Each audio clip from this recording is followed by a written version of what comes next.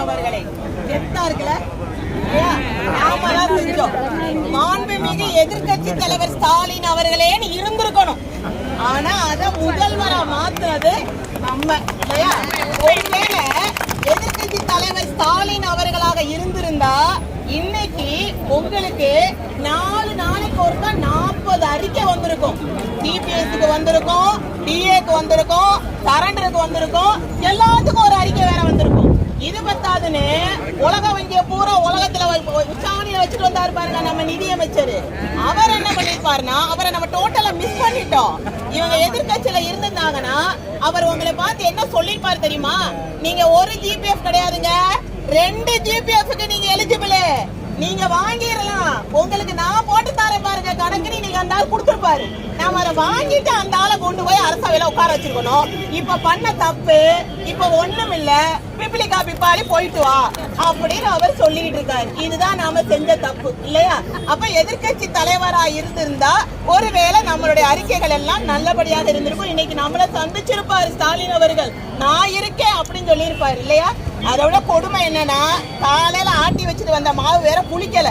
நான் என்ன செய்யறதுன்னு யோசிச்சுட்டு இருக்கும் போது சட்னி அரைக்கவா இந்த சட்னியான்னு யோசிச்சுட்டு இருக்க பட்சத்துல இது வேற கிடைக்கலையேன்னு இந்த போராட்டத்துக்கு வேற ஒரு பொம்பளை பிள்ளை எவ்வளவுதாயா சமாளிக்கிறது? நானும் தெரியாம எல்லாம் சொல்றேன். ஒரு விஷயத்துல இப்ப நம்ம வாழ்க்கை எப்படி தெரியுமா? சிரிச்சீங்கல்ல, வடிவேலு காமெடி தான். நம்ம என்ன காமெடி அப்படின்னா, ஒரு பஞ்சாயத்து நடத்துவாங்கல்ல, ஒன்ன கைய பிடிச்சிருத்தியா கையா சொல்லணாயா, நான் சரியா சொல்லணா, என்ன கைய பிடிச்சிருத்தியா? இப்ப நம்ம அதான் கேக்குறோம். புரியுதா? ஐயா டிஏ வேணும், என்ன டிஏ வேணும்? ஐயா அகவிலப்படை வேணும், என்ன அகவிலப்படை வேணும்? நான் சரியா சொல்லணாயா? ஐயா ஜிபிஎஸ் வேணும், என்ன ஜிபிஎஸ்?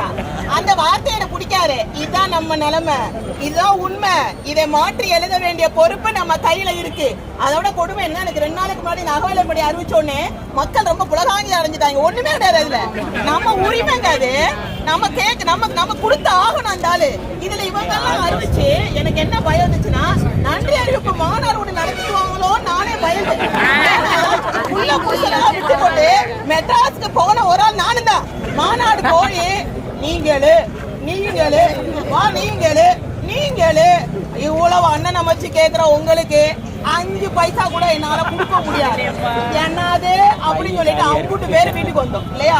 அது மாதிரி எதுவும் நடந்துருமோன்னு கொஞ்சம் பயமா இருந்துச்சு. நல்ல வேளை கவன ஈர்ப்பு ஆர்ப்பாட்டம்னு ஒண்ணு நடத்திட்டீங்க, மானத்தை காப்பாத்தியாச்சு. அதான் உண்மை இல்லையா?